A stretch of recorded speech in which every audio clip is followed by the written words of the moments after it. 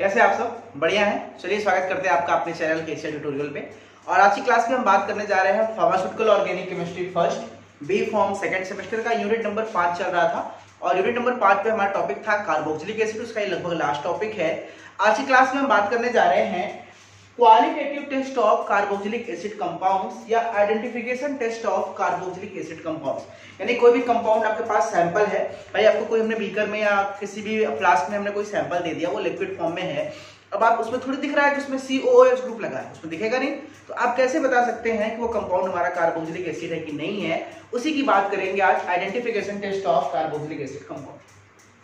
तो 3-4 टेस्ट है इंपॉर्टेंट से, इसमें से सब बात करेंगे बारी बारी से। तो सबसे पहला जो इंपॉर्टेंट टेस्ट है, आपको पता है लिटमस टेस्ट। लिटमस टेस्ट में आपको पता है कि लिटमस टेस्ट क्या होता है।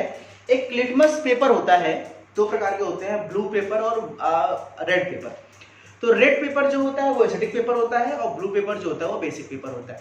तो अगर हमारा कोई लिटमस टेस्ट है तो क्या करेंगे, लिटमस टेस्ट में हम ब्लू लिटमस पेपर लेकर आएंगे और उसमें क्या करेंगे, कैसे करेंगे, हमारे पास ये कार्बोक्सिलिक एसिड सोल्यूशन है, यानी इस बीकर हम टेस्ट ट्यूब में हमने कार्बोक्सिलिक एसिड सोल्यूशन रखा है और ब्लू लिटमस पेपर को ला करके इसके अंदर हम डिप करेंगे। जब हम डिप करेंगे तो हम क्या पाएंगे, जो ब्लू लिटमस पेपर है वो नीचे की ओर क्या हो जाएगा, रेड हो जाएगा। ठीक है। और अगर ब्लू लिटमस पेपर रेड हुआ तो इसका मतलब क्या है, वो एसिडिक नेचर का है, यानी जो हमारा सैंपल है अगर ब्लू का ब्लू ही रहा तो मतलब सैंपल बेसिक नेचर का है, और अगर रेड हो रहा है इसका मतलब वो एसिडिक नेचर का है। दैट्स व्हाई जो लिटमस टेस्ट होता है वो क्या बताता है, पहला है कि कार्बोक्सिलिक एसिड है कि नहीं है, वो थोड़ा सा एक आपको हिंट देगा, ये होता है हमारा लिटमस टेस्ट। क्लियर हो गया। दूसरे की हम बात करेंगे, दूसरा है सोडियम बाइकार्बोनेट टेस्ट। इसको समझते हैं कि अगर हमको पता करना है कि हमारा जो कंपाउंड है वो कार्बोक्सिलिक एसिड है कि नहीं है, तो इसको बोलते हैं सोडियम बाइकार्बोनेट। इसमें क्या होता है कि इसमें सबसे पहले हमारे पास टेस्ट ट्यूब है, उस टेस्ट ट्यूब में हमारे पास सैंपल है। सैंपल मतलब क्या है, कार्बोक्सिलिक एसिड। अब क्या करेंगे, इसमें हम थोड़े अमाउंट में सोडियम बाइकार्बोनेट डालेंगे, NaCl3। और जब डालेंगे तो थोड़ी देर बाद हम क्या देखेंगे, डालने के बाद हम थोड़ी देर बाद देखेंगे कि इस सैंपल में से इस तरह से आवाज के साथ कार्बन डाइऑक्साइड गैस बाहर आती है।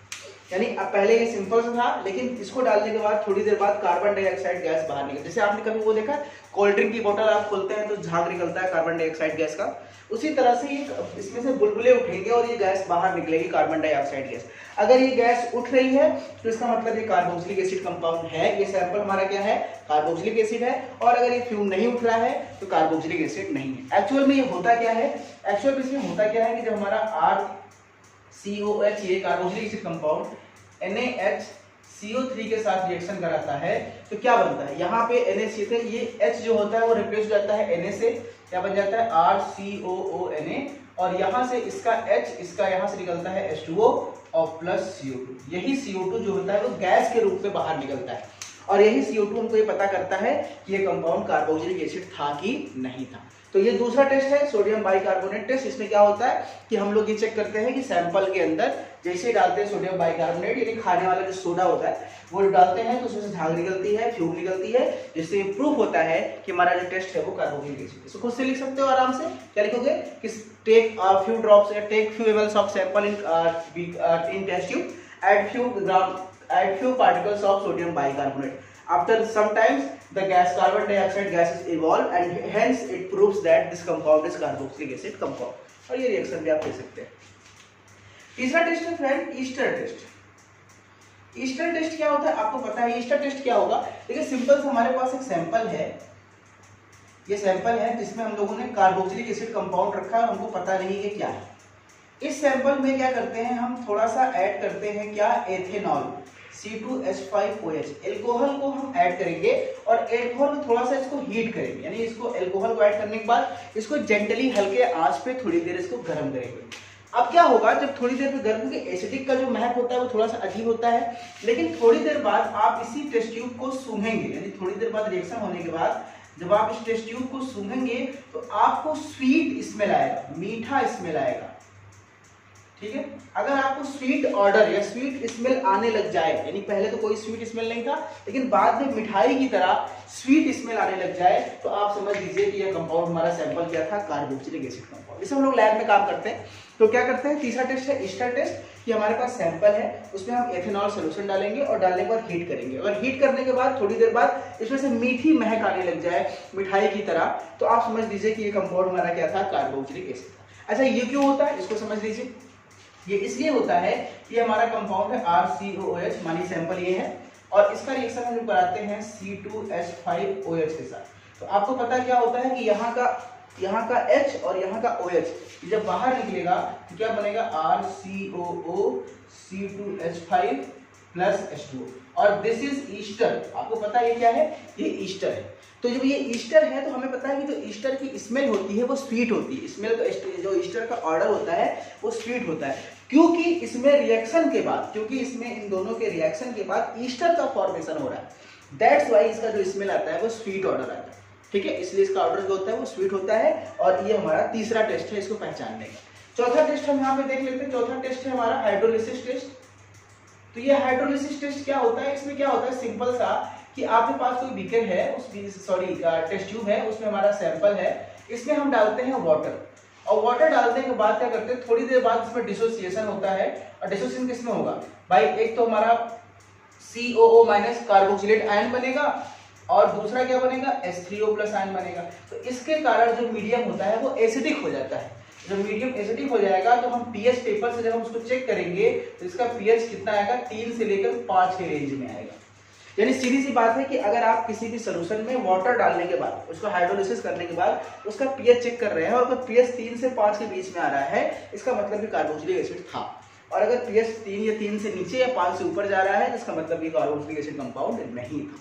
ठीक है, क्योंकि ये जब हाइड्रोलिसिस होता है तो कार्बोक्सिलेट आयन देता है, और उसी कारण क्या होता है, इसका पीएच रिड्यूस होता है और ये कंपाउंड होता है। तो फ्रेंड, ये थे हमारे सिंपल से कुछ केमिकल टेस्ट या आइडेंटिफिकेशन टेस्ट, जिसको हम बोल सकते हैं कि कैसे हम आइडेंटिफाई करेंगे कि हमारे कार्बोक्सिलिक एसिड कंपाउंड्स क्या है। इसके बाद फ्रेंड, सिलेबस में कुछ ऐसे कंपाउंड्स दिए हैं जिनका आपको क्या करना है, बस क्या पढ़ना है, उसके नाम, उसकी मेथड ऑफ प्रिपरेशन तो नहीं पढ़ना है, उसके प्रॉपर्टीज, उसके रिएक्शंस, बस 4-6 लाइन का नोट्स लिखना है। तो ये नोट्स आप खुद से बुक से लिख सकते हैं, और अगर आप नहीं लिख सकते तो मैं कोशिश करूंगा तो मैं नेक्स्ट स्लाइड के माध्यम से बुक का PDF आपको अपलोड कर दूं, तो जिससे आप आसानी से उसको देख कर लिख सके। तो कुछ नहीं करना, वो कौन कौन से कंपाउंड है। सबसे पहला कंपाउंड एसिटिक एसिड है, ये पहला कंपाउंड एसिटिक एसिड। इसमें क्या करना है, एसिटिक एसिड के बारे में इसका स्ट्रक्चर बनाएंगे, है ना, क्या होता है, CH3COOH, इसको और किस नाम से जानते हैं, ये कहाँ से मिलता है, इसकी क्या प्रॉपर्टी है और इसका क्या यूज है। बस यही आपको मुश्किल से 4 से 6-10 लाइन आपको इसके बारे में लिखना है।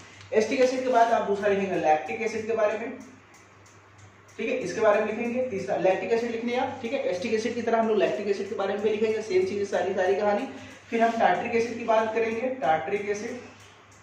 उसी तरह हम लोग चौथा है हमारा सिट्रिक एसिड। ये सब हमारे सिलेबस के अकॉर्डिंग है, जो हमारे सिलेबस में दिया हम उसकी बात कर रहे हैं, ठीक है। फिर हम बात करेंगे पांचवा सक्सिनिक एसिड, सक्सिनिक एसिड। छठवा है ऑक्जेलिक एसिड, ठीक है, सक्सिनिक हो गया, ऑक्जेलिक हो गया। फिर उसके बाद सैलिसिलिक आता है, सैलिसिलिक एसिड, सैलिसिलिक एसिड, ठीक है। उसके बाद है बेंजोइक एसिड, ठीक है। फिर बेंजोइक एसिड के बाद है हमारा डाईमेथिल बेंजोएट है, फिर मेथिल सैलिसिलेट है। तो ये कुछ हमारे 10 कंपाउंड हैं जो सिलेबस में है। इन 10 के बारे में थोड़ी सी प्रॉपर्टी, थोड़ा सा डिटेल आपको खुद से लिखना है, ये मेरा काम नहीं है, क्योंकि मैं इनकी कहानी रटने वाली चीजें क्या बताऊं, समझाने वाली चीज बता सकता हूँ, इसमें मैं क्या बताऊं कि आप खुद से पढ़ेंगे। तो यूनिट 5 में मैंने बताया 2 चैप्टर थे, कार्बोक्सिलिक एसिड और एमाइड। कार्बोक्सिलिक एसिड हमारे इंडिया से खत्म हो चुका है, लिखना आपको रह गया है, पढ़ना आपको रह गया है। फिर लास्ट लेक्चर बचेगा एमाइड पे, 2 लेक्चर उसको भी खत्म करेंगे, और इसी तरह से हम लोग ऑर्गेनिक केमिस्ट्री सेकंड सेमेस्टर के 5 यूनिट को खत्म करेंगे। आपसे मिलते हैं नेक्स्ट लेक्चर में। Thank you so much.